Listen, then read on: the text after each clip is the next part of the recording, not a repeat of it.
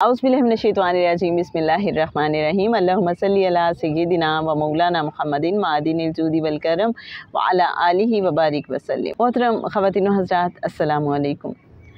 आपने ये बारहा सुना होगा कि दरूद पाक एक ऐसी इबादत है जो हर हाल में कबूल होती है, और दरूद पाक एक ऐसी इबादत है कि जो दुआ की कबूलियत का भी ज़रिया है। इसके अलावा इसके क्या क्या फ़वाइद हैं, एक ऐसा वाक़या जो आपको चौंका देगा। एक बुज़ुर्ग थे, उनके बारे में ये बयान किया जाता है कि एक बार जब वो नमाज़ पढ़ रहे थे और तशहुद में पहुँचे तो आका सल्लल्लाहु अलैहि वसल्लम पर दरूद पढ़ना भूल गए। मतलब अल्लाह की हम्दो सना में वो इस कदर महव हो गए कि उन्हें याद ही नहीं रहा दरूद व सलाम पेश करना। जब रात को वो सोए तो उन्हें आका सल्लल्लाहु अलैहि वसल्लम की ज़ियारत हुई, तो आका सल्लल्लाहु अलैहि वसल्लम ने फरमाया, ए मेरे उम्मती, तूने मुझ पे दरूद पाक क्यों नहीं पढ़ा?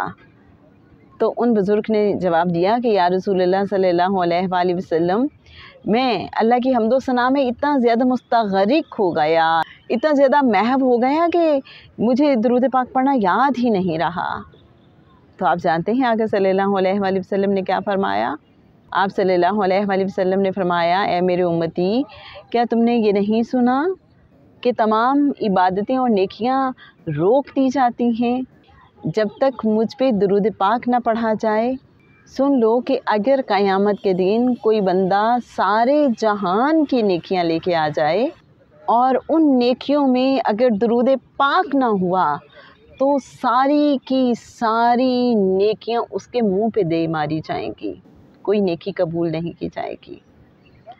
मेरे अच्छे नाज़रीन, आप ज़रा तसव्वुर कीजिए कि किसी इंसान के नामा आमाल में नेकियां ही नेकियां, हर तरह की नेकियां, और उनमें अगर दरूद पाक नहीं है तो आप अपने अंदर से पूछिए तो जवाब मिलेगा कि क्या सब कुछ अधूरा नहीं है, सब कुछ नामुकम्मल नहीं है?